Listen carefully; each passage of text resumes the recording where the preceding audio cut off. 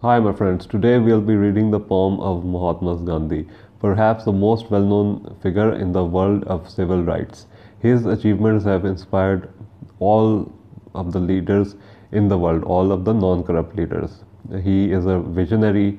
He is, I would say, the epitome of what a spiritual leader should be. So, does his poem reflect this? Let us see. First of all, brilliant poem. Even though the picture is a bit unclear, if it was cleaner, I would solely concentrate on this poem only. We see the Mars Mount. So the lower Mars, the upper Mars is too strong. Like I would say, it is the strongest upper Mars I've seen in a spiritual leader. You will expect someone, like Gandhi to have not these developed Mars Mounts because this shows inner aggression, this shows mental strength, resistance. But if we look at the wider picture, no one could have taken on the British Empire. Of course, he had people with him, there were so many people with him, but he, and he was also inspired by other people to, return to India. There are those stories, there are those supports. But the thing is that this person led a movement which was as strong as Martin Luther King Jr.'s movement, who himself was directly inspired by Gandhi. So as I said, he was so inspirational. This Mars Mount is very important in a person who is in politics, even in people who are in everyday jobs, people who are very mentally strong. Like suppose you have this upper Mars Mount very strong, and his lower Mars Mount is not too strong. That is also very good. That means he is, does not get angry at all.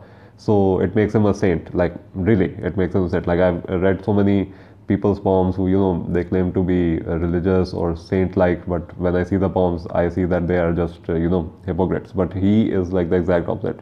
We see that the upper Mars, like I was saying, that suppose you have a strong upper Mars mount, and people are annoying you, they are discriminating against you. Like he was discriminated throughout his life, especially when he was in South Africa, where he faced so much racism in his 21 years there. We also see that when he was like suppose you are like you have to be forced, like you're qualified, overqualified, but you have to be forced to a lower position. So many people would break down, but you won't because of the upper Mars mount. It does not make a person depressed. It like not only will you care for your rights, you will be like the one voice of the common people, but you will also care for other people, and this will attract people towards you. We also see his Venus mount is good, taking good space, but it's not overdeveloped. It shows that he was very, very what do you say, disciplined in his eating habits. Of course, he went on hunger strikes, but again, it shows the width shows his love for people. Now he has been like there have been books about him that he neglected his own family, but we also have to see that he had a very major responsibility on his hand. So he couldn't like no one could have balanced both of them. Like I think many people would have given up the struggle, but that's why I won't say he neglected them.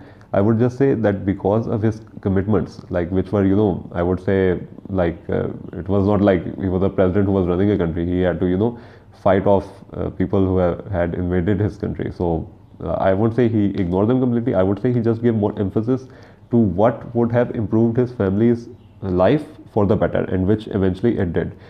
He was also very very good with what do you say, able to convince foreigners to leave.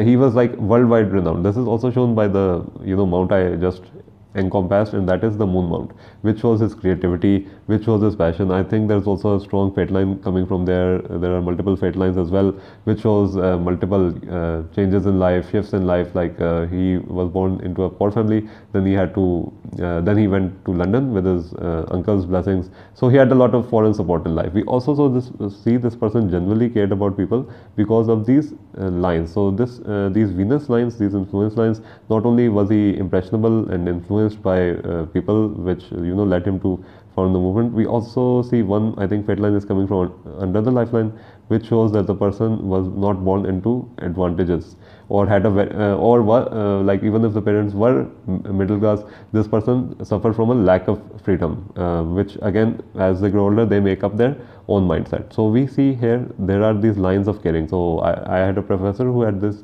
and he genuinely cared a lot about people. He was one of the most caring people. Even though he was in a high position, he had no ego at all.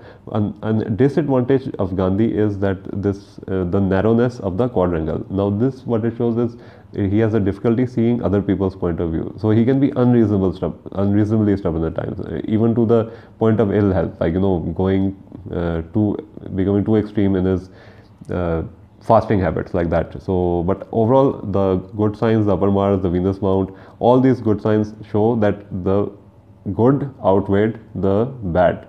And we also see that the fingers are also very, I would say, evenly balanced. The Jupiter finger is a bit low set, but not too low set. And again, the Mercury finger is very good, which shows his natural intelligence. He was very good in talking to people, and like he was saint-like, but he also had he was also strong. Like some people are saint-like and they retreat, but this guy didn't retreat. The Jupiter finger, which is a bit low set, shows that he wasn't power hungry at all. Like power, money didn't mean anything to him, because people who are usually Martians, like he's a Martian, of course, because of the dominating Martian mount. So these people, they don't care about money at all. They are very non-materialistic. I have seen Martian people who would be offered $1 million to just shut up and not stand up for rights, but those people would refuse because they're not materialistic. Then we see the strong Apollo mount, which makes him risk-taking, and then the very strong Saturn finger. Which makes a person in the Jupiter finger also leaning towards Saturn, so it's taking a bit of its qualities, which includes seriousness and etc., like being saint-like. So a very well-balanced palm.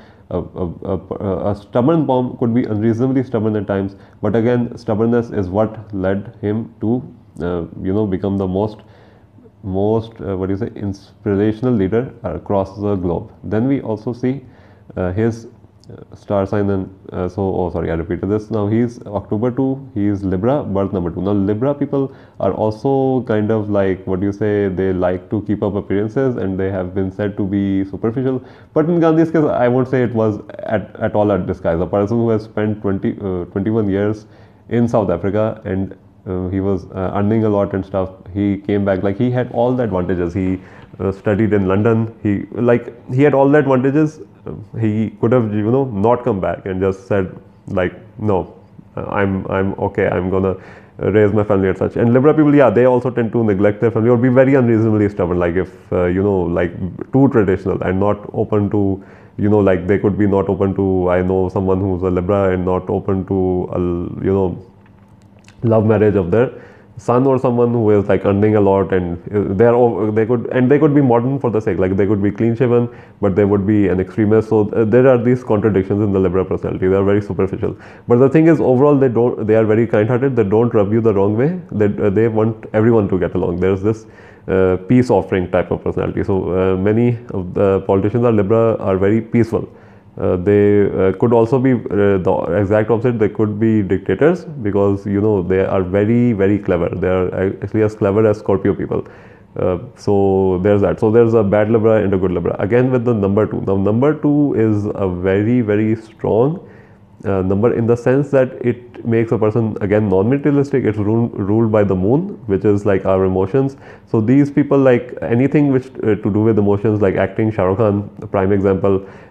Creativity, like person who has written like 100 novels, that person can have birth number 2. So these people are also very non-materialistic. Libras are a bit materialistic, but combined with number 2, that makes the person very non-materialistic. What these two things do is make the person highly idealistic, which is also shown by the palm. But again, I would say the idealism, the impressionability, like these all help shape him to who he became in the end. So a great person, very unfortunate that he was assassinated, and that too for his, as I said, maybe like if he had he was unreasonably stubborn. Again, his intentions were amazing. Like he still wanted Pakistan and India to be friends, and he was ready to travel. But because of narrow-minded people, because of extremists, he was assassinated. But in the end, that was a sacrifice. It was not a stupidity. So I hope we have more people like Gandhi, and but it is becoming rarer and rarer every day. I am so proud to read his poem, birth chart and numerical chart, and I hope you enjoyed this reading as much as I did. Thank you so much for watching.